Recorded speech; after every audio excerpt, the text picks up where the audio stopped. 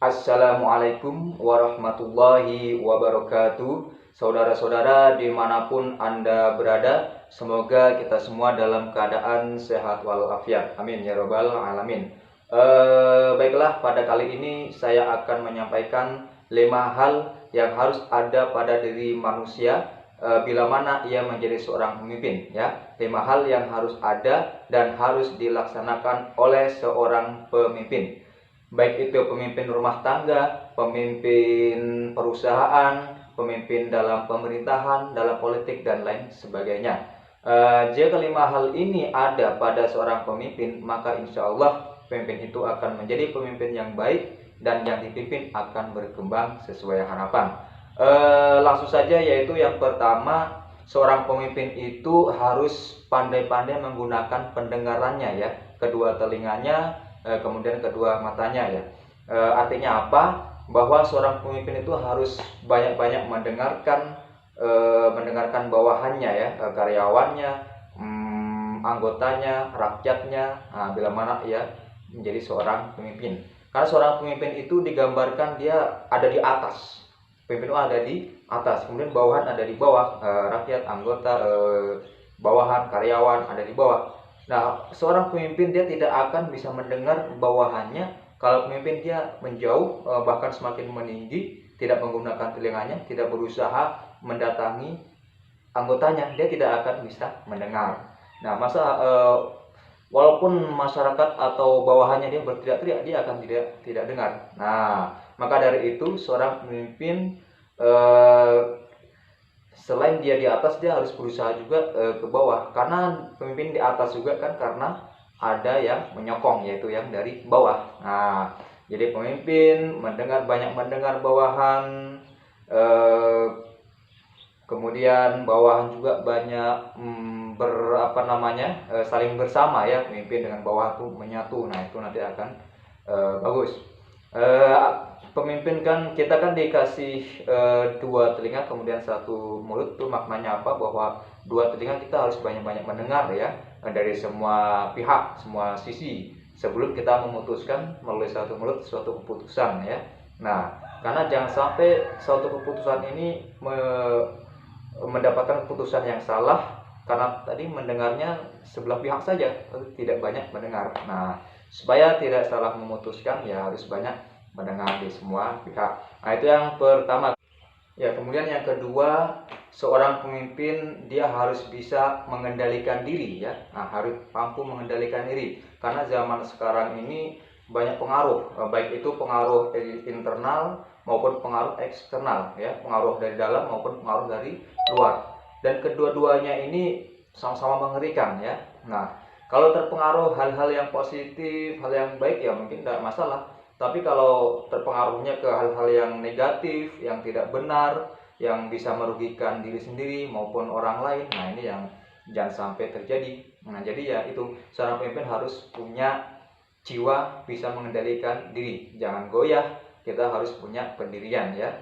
Jangan terombang-ambing sama yang dari luar, sama oknum-oknum yang tidak bertanggung jawab. Nah, itu jadi harus bisa mampu mengendalikan diri. Kemudian yang ketiga, yaitu seorang pemimpin itu harus bisa bekerja sama dengan tim, ya. Nah, ini modal utama, karena pemimpin itu kan tidak bisa berdiri sendiri, ya, tidak bisa bekerja sendiri tanpa orang lain, tanpa rekannya, tanpa partnernya. Nah, maka dari itu seorang pemimpin dia harus berbaur, dia harus selalu bersama kepada bawahannya, kepada anggotanya, kepada karyawannya, ya.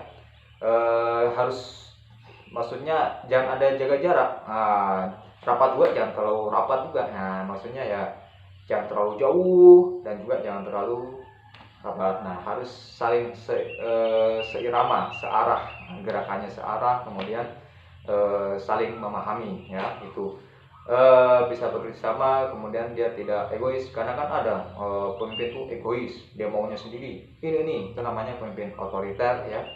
Kan harus kita terapkan demokrasi, ya, sama-sama melalui musyawarah, melalui kesepakatan dan lain sebagainya. Nah, itu jadi tidak mengutamakan keegoisan.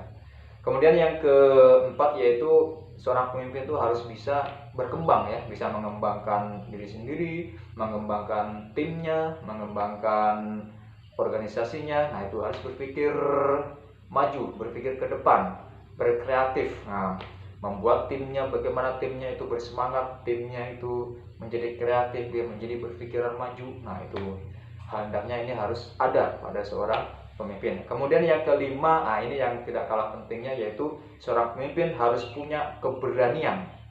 Nah, ini harus punya keberanian. Tapi keberanian yang harus memiliki dasar kebenaran. Jangan mau salah, mau benar, dia tetap berani. Namanya berani yang tidak terkontrol. Nah, kita harus punya landasan, berani sesuai regulasi, berani sesuai koridor, berani sesuai prosedur, berani sesuai aturan perundang-undangan yang berlaku. Nah, ini kita harus memang seperti itu seorang pemimpin. Nah, jadi tidak asal tabrak. Nah, ya, pemimpin itu kan banyak ya tanggung jawabnya, tugas-tugasnya. Bagaimana bisa melaksanakan tugas-tugasnya, tanggung jawabnya kalau dia tidak berani? Nah, nanti ada ancaman dari luar, ada ancaman dari oknum, dari ini, dari itu. Karena dia tidak punya keberanian, akhirnya dia ngikut, akhirnya terombang-ambing. Nah, tadi itu tidak punya pengendalian diri. Nah, itu ya. Nah, kalau dia berani, pasti dia bisa mengendalikan diri. Kalau dia tidak berani, dia tidak akan bisa mengendalikan diri. Dia pasti akan goyah ya, akan seperti eh, benda yang di atas laut, kena angin ke sana ikut sana, kena angin ke sana ikut sana. Jadi dia tidak punya pendirian. Nah, jadi seorang pemimpin tidak seperti itu. Pemimpin adalah punya pendirian, yang benar benar, yang salah salah. Dia benar, makanya dia berani sesuai dengan regulasi yang berlaku. Nah, jadi itulah 5 hal yang harus ada dan harus diterapkan, harus dilakukan oleh seorang manusia bila mana ia diamanatkan sebagai seorang pemimpin. Ya, semoga ini bermanfaat. Ini dapat saya sampaikan. Sebelum saya tutup, mohon ya, silakan di like dan di subscribe ya, agar lebih bermanfaat lagi. Sekian, terima kasih. Wassalamualaikum warahmatullahi wabarakatuh.